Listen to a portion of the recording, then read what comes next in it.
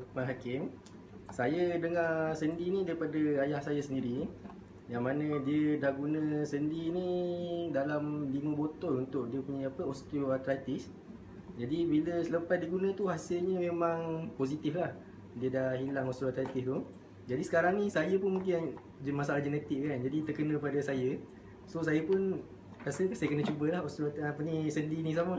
So, bapak sebelum ni memang ada sakit arthritis berapa lama? Dia dalam setahun setengah. Setahun setengah lah. Lepas dia cuba produk sendi, lebih kurang dalam 2 bulan. Lebih kurang dalam, saya tak pasti berapa bulan, tapi dalam 5 botol botol lah. 5 5 botol 2 bulan lebih lah. bulan lebih lah. So, Dia memang alhamdulillah sekarang dia dah. memang positif. Dia dah tak ada dah. Macam bengkak-bengkak sendi pun dah tak ada. Alhamdulillah. Semua kuasa Tuhan abang. So kena continue makan sebab. Jadi sekarang ni saya nak mencuba untuk diri saya sendirilah untuk ni. Okey bang, terima kasih. A'udzubillahi minasyaitonirrajim. Bismillahirrahmanirrahim. Assalamualaikum warahmatullahi wabarakatuh. Alhamdulillah rabbil alamin wassalatu wassalamu ala asyrafil anbiya wal mursalin wa ala alihi wa sahbihi ajmain. Subhanaka la ilma lana illa ma 'allamtana innaka antal alimul hakim. Rabbi syrah li sadri wa yassir li amri wa hlul 'uqdatam min lisani yafqahu qawli. Alhamdulillah, syukur kepada Allah SWT kerana dengan limpah dan izinnya dapat kita bersama-sama pada pagi ini di dalam kuliah ilmu, kuliah subuh Taman Syurga Maya, yang mana pada pagi ini sekali lagi dibawakan khas ditaja oleh produk sendi. Satunya ada projek sendi yang untuk minum tuan-tuan, iaitu yang diformulakan daripada campuran minuman botanik cranberry dengan kolagen betik, dan juga satu lagi lotion untuk sapu pada tempat-tempat yang sakit. Baik untuk sendi. Kalau saya dengan mak ayah kita tuan-tuan, kan kalau dia sakit lutut, kan sakit sendi, sakit badan, insya-Allah kita cuba ikhtiarkan dengan ini, insya-Allah. Mudah-mudahan ikhtiar kita dapat membantu. Tuan-tuan dan puan-puan sekalian, kita akan menyambung tajuk baru pada hari ini, iaitu ribah dan fitnah. Ribah dan fitnah. Apa maksud ribah tuan-tuan? Ribah ni kita bercakap sesuatu tentang orang. Fitnah pun cakap sesuatu tentang orang. Fitnah tu tak betul, beza ya. Fitnah tu tak betul, tetapi ribah itu perkara mungkin betul, tapi kalau tuannya terdengar, empunya badan yang kita cakap tu terdengar, barangkali dia kecil hati. Itulah ribah. Maknanya mengata tuan-tuan. Allah SWT mencela orang yang ribah bagaikan memakan bangkai. Janganlah setengah kamu mengumpat yang lain. Sukakah salah seorang kamu memakan daging saudaranya yang telah mati, yakni bangkai? Surah Al-Hujurat ayat 12. Tuan-tuan dan puan-puan yang kasih sekalian, Rasulullah SAW bersabda, setiap Muslim haram darah, harta dan harga dirinya atas Muslim yang lainnya. Mana kena jaga. Kena jaga. Baginda juga bersabda, takutlah akan ribah. Ia lebih buruk dari zina. Lelaki yang berzina lalu bertaubat, Allah menerima taubatnya. Sedangkan Allah tidak mengampuni orang yang ribah sebelum orang yang diumpat memaafkan. Bayangkan, kita ni kalau berzina, bertaubat bukan kata suruh berzina, dan nak beritahu dahsyatnya dosa berzina. Orang paling tidak, dia bila bertaubat dengan sesungguh-sungguhnya, Allah akan ampunkan. Tetapi ribah pula Allah tidak akan ampunkan, sebagaimana orang yang kita umpat itu tidak memaafkan kita. Oleh demikian, elakkan diri kita daripada buat benda-benda macam ni, tuan-tuan. Mereka berkata, orang yang mengumpat manusia ibarat melepaskan peluru ke kanan dan kiri. Seperti itulah dia melemparkan akan kebaikannya. Telah bersabda Rasulullah SAW, sesiapa yang mengumpat bermaksud menghina saudaranya, Allah meletakkannya di jambatan neraka pada hari kiamat sehingga bebas daripada apa yang dikatakan. Juga baginda bersabda, ribah itu menuturkan keburukan kepada saudaramu sama ada badan, nasab, perbuatan, ucapan, agama, dunia, bahkan baju, selendang atau tunggangannya. Hingga setengah orang dahulu berkata, jika kau katakan pakaian si fulan kebesaran atau kekecilan, itu termasuk dalam ribah. Apalagi kalau kau sebut sesuatu yang menyakitkannya. Dirawikan bahawa perempuan yang agak pendek, yang agak genit, datang kepada Rasulullah SAW untuk sesuatu keperluan. Setelah dia keluar, Aisyah berkata, wah, pendeknya dia. Aisyah kata. Maka segera Rasulullah SAW berkata, engkau telah mengumpat, wahai Aisyah. Kau telah mengata, wahai Aisyah. Kau telah ribah, wahai Aisyah. Itu kata Nabi lah. Telah bersabda Rasulullah SAW, janganlah kalian berribah. Di dalamnya ada 3 keburukan. Pertama, doa tidak akan dimakbulkan. Kedua, kebaikannya tidak akan diterima. Dan akan ditimpakan padanya keburukan orang yang diumpat. Baginda bersabda dalam mencela tukang fitnah ini, manusia terburuk di hari kiamat adalah orang yang bermuka dua, iaitu tukang fitnah. Dia akan datang pada mereka dengan satu muka dan datang pada yang lain dengan muka yang lain pula. Sesiapa yang bermuka dua di atas dunia, di hari kiamat berlidah dua daripada api seksa. Na'udzubillah. Dirawikan ditanyakan apakah hikmahnya Allah menciptakan makhluk ada lidah dan dapat berkata-kata, berlidah tak dapat bicara, malah ikan pun tidak berlidah. Jawabnya kerana Allah ketika menciptakan Nabi Adam AS, memerintahkan malaikat sujud kepadanya, semuanya sujud kecuali iblis. Kemudian Adam dikeluarkan daripada syurga ke bumi, lalu dia datang ke laut. Maka kali pertama yang melihatnya adalah ikan. Dikabarkan perilaku Adam dan berkata, ia mengambil haiwan laut dan darat, sampaikan ikan menjadi haiwan laut, sebab asalnya ikan ni ceritanya haiwan darat, tapi dijadikan haiwan laut kerana dia menceritakan tentang Adam, kerana Allah menghilangkan lidahnya. Dia mengumpat, ikan yang mengumpat dulu tu yang dicampak ke laut, tuan-tuan. Kan? Diceritakan Amr bin Dinar, dia berkata, seorang lelaki Madinah, ada saudara perempuan di satu kampung sedang sakit. Lelaki itu menzarahi dan menunggunya sampai ia meninggal. Dia mengucapkan takziah dan menghantarnya sampai ke kubur. Setelah selesai, dia kembali kepada keluarganya. Kemudian teringat dia akan bekas duit dia tertinggal di dalam kubur waktu dia gali kubur tu. Dia minta tolong temannya, teman itu segera berangkat dan menggali kubur dan jumpa bekas duitnya. Lelaki itu tadi berkata, bagaimana keadaan saudaraku? Dia tanya, masa kau kali itu kau nampak tak yang kau tanam tu, saudaraku tu keadaan macam mana jenazah dia? Mayat dia baik ke tak baik? Macam mana keadaan dia? Lalu teman tu membuka sebahagian lubang. Kan? Dia nak tanya macam mana? Dia pun buka lubang tu nak tinjau mayat. Maka tiba-tiba api bernyala-nyala. Segera lelaki itu kembali kepada ibunya bertanya, ceritakanlah, apa cela saudaraku? Sampaikan kuburnya itu keluar api menyala-nyala. Lalu ibunya berkata, saudaramu itu suka pergi ke rumah jiran, menceritakan keburukan orang untuk menyebarkan fitnah. Maka jelaslah bahawa hal inilah menyebabkan akan dapat seksa kubur. Sesiapa ingin selamat, hendaklah kita meninggalkan ribah dan fitnah. Diceritakan dari Abu Laits al-Bukhari, dia berangkat menunaikan haji membawa 2 dirham. Dan dia bersumpah, jika di dalam perjalanan pergi mahupun pulang aku berghibah, demi Allah aku akan sedekahkan 2 dirham ini. Dia pergi ke Mekah dan pulang ke rumah, namun dirham masih ada di dalam sakunya. Dia ditanya hal itu, maka dia berkata, lebih baik aku berzina 100 kali daripada aku mengumpat 1 kali. Nak tunjukkan dahsyatnya dosa beribahan itu, tuan. Dosa mengumpat orang ni. Lalu dia berkata, sesiapa yang mengumpat seorang yang faqih di hari kiamat, dia datang dan tertulis di mukanya, ini orang, dekat ke muka dia tu, ini orang terputus daripada rahmat Allah. Wa'udzubillah. Jangan sampai kita terputus pada rahmat Allah.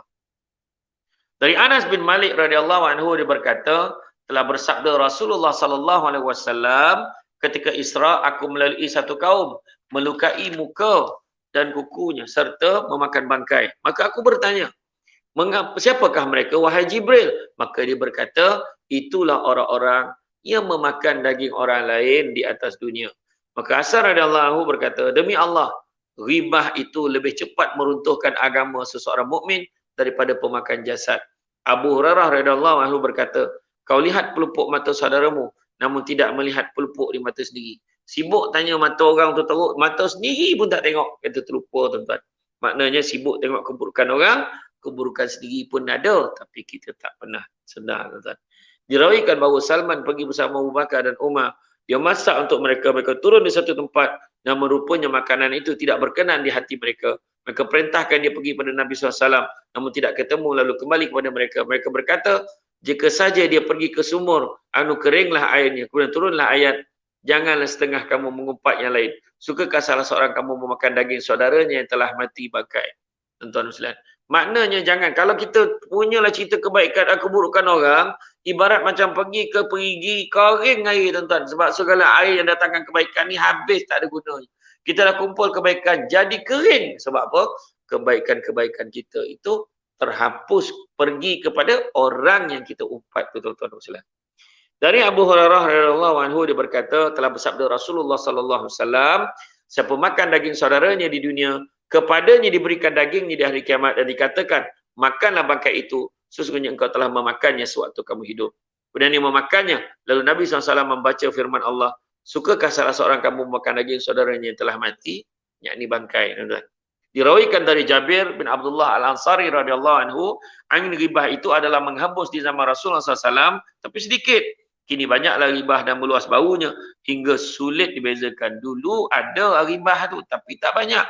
Tapi zaman kini tuan-tuan hari ini sangat meluas baunya sehingga sulit untuk dibezakan. Ini ibarat lelaki datang ke rumah tukang samak. Ia tidak tahan disebabkan ada bau busuk padahal penghuninya makan dan minum di situ dan tidak mencium bau busuk kerana hidungnya telah biasa. Demikianlah halnya soal ribah di zaman kita dengan media sosial, dengan Facebook, dengan Twitter. Dah terlampau banyak cerita-cerita ribah dan fitnah ini sehingga kan dah tak terbau dekat kita sampaikan ada kalangan kita cakap biasalah tu zaman sekarang, biasalah media sosial dan sebagainya. Inilah yang kita perlu berhati-hati. Berkata Ka'ab radhiyallahu anhu, aku baca sebahagian kitab, siapa mati bertaubat dari ribah, ia orang terakhir masuk syurga. Siapa mati yang biasa berribah, ia orang pertama masuk neraka. Allah Subhanahu taala berfirman, celakalah untuk tiap-tiap orang yang pengumpat dan pencela. Surah Al-Humazah ayat 1. Wailul likulli humazatil lumazah. Ya kan? Kita tengok ayat tu. Ayat ini turun pada Walid bin Mughirah di mana dia mengumpat pada Nabi SAW di khalayak ramai. Boleh jadi sebabnya bersifat khusus dan ancamannya bersifat umum. Rasulullah SAW telah bersabda, takutlah ribah, ia lebih kotor daripada zina. Mereka bertanya, bagaimana ia lebih kotor pada zina? Nabi SAW menjawab, seorang yang berzina lalu bertaubat, Allah menerima taubatnya, sedangkan orang ribah belum diampuni, kecuali dimaafkan oleh orang yang diumpat. Maka wajiblah orang yang mengumpat, menyesal dan bertaubat agar keluar dari hak Allah. Kemudian minta halal atas kezalimannya, tak ada orang yang diumpat. Telah bersabda Rasulullah SAW, sesiapa yang mengumpat saudara muslimnya, Allah akan memindahkan muka keduburnya di hari kiamat. Sayugia orang yang ribah memohon ampun kepada Allah sebelum meninggal majlisnya atau sebelum ia bertemu dengan orang yang mengumpat dan taubat.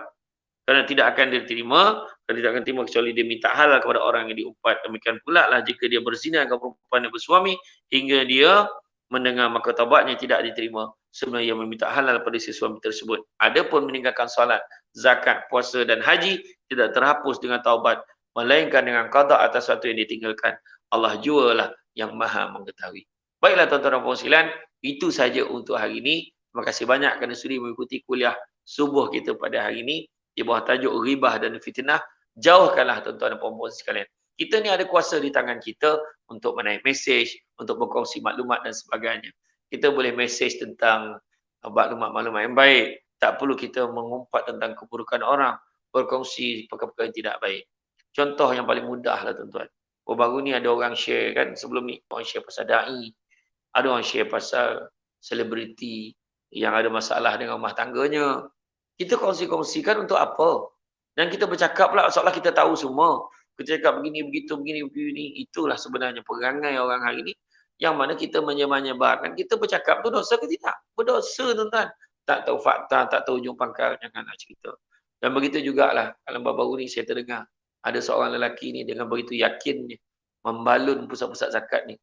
Kan? Kisah Ustaz Abid Liu tak dapat masuk ke Sabah. Dan kita tengok macam mana Ustaz Abid Liu kita masuk ke Sabah tu, ialah kita fahamlah. Kita pun rasa macam sedihnya Ustaz Abid Liu tak dapat masuk, tu kita faham. Tetapi yang abang ni pula boleh buat video balun pula orang ni zakat mana pergi. Pernah tak kita semak? Setiap pusat-pusat zakat siap negeri ni, berapa banyak duit yang dikeluarkan untuk sumbangan? Berapa banyak yang dah disalurkan? Macam Ustaz Abid Liu, dia datang, dia bantu juga orang-orang lain. Tak kisahlah orang tu dapat bantuan zakat ke, bantuan orang lain ke, dah dapat. Tapi Ustaz Abid Liu bantu. Yang menyalak-nyalak, yang mokak-mokak ni tak tahu apa-apa ni, main bantai je. Cuba cek betul kat pusat zakat tu berapa yang dibelanjakan, siapa yang dah bantu, berapa ramai yang dah bantu. Kalau ada yang tertinggal, yang tahu pergi syorkan. Bawa nama dia bagi kawan lain. Tuan-tuan, yang dalam pusat zakat tu pun manusia. Tuan-tuan pernah fikir tak dia orang kerja macam mana? Dia orang macam mana? Menjalankan khidmat macam mana? Berusaha sebaik-baik nak memudahkan prosedur supaya semua orang dapat bantuan. Tapi kita tahu mengkritik saja tuan-tuan. Kan? Itulah. Lepas tu bercakap tu macam tahu pula fakta tu. Tak tahu. Saya setiap kali bayar zakat, kita doa, kita mendoa ketenangan. Kita bayar zakat. Yang mokak-mokak ni kadang itulah masalah tu. Tak tahu nyumbangkan, memang loan dia. Cuba kalau ayah kita kerja besar zakat tu. Cuba kalau ayah kita ni yang terlibat dengan bantuan-bantuan yang diberikan. Apa perasaan dia bila kita tuduh dia macam tu? Itu sebab tuan-tuan. Kita kena fikir tuan-tuan. Ribah, fitnah. Dua-dua bahaya. Natijahnya apa? Natijahnya api neraka. Malahan Abu Lais samakan dia bercerita, kalau dia kata datang seorang bawa cerita, kita jangan terima. Nombor satu, jangan terima. Kedua, hendaklah kamu mencegahnya. Beritahu dah kau jangan sama panjang cerita. Tahiyat atau tidak, baik kau jangan, baik kau diam. Ya. Ketiga, ingat, jangan kita bersangka-sangka, tak sangka betul lah dia macam tu. Tak. Belum tahu lagi betul salah, jangan bersangka-sangka. Keempat, hendaklah kamu jangan menyelidik pula. Dia tahu betul tak tahulah je, tapi tak apa, aku baik dengan abang tu, aku tanya dulu. Aku dapat tahu nanti aku update. Sama juga berdosa. Kelima, hendaklah kamu membenci perbuatan ni. Fitnah, ribah, dua-dua natijahnya neraka. Baik jangan. Dan yang keenam, bila kamu dah membenci, janganlah kamu mengulangi perbuatan tu. Kita pula menyembahkan maklumat itu. Jadi, tuan-tuan dan puan-puan sekalian, itu saja pada hari ini. Terima kasih kepada semua yang sudi mengikuti kuliah subuh sampai ke saat ini. InsyaAllah, tuan-tuan sekalian, kita jumpa lagi di lain kesempatan. Sungguh yang baik itu datang dari Allah SWT. Yang kurang itu berpunca kelemahan saya sebagai manusia biasa. Sekian. Assalamualaikum warahmatullahi wabarakatuh. Sejak lepas dah makcik minum air ni, alhamdulillah sakit itu makcik beransur okey. Daripada susah nak bangun, makcik senang bangun. Dan kawan-kawan makcik pun tengok makcik berjalan macam lepas kudung sekarang ni. Laju. Benda ni.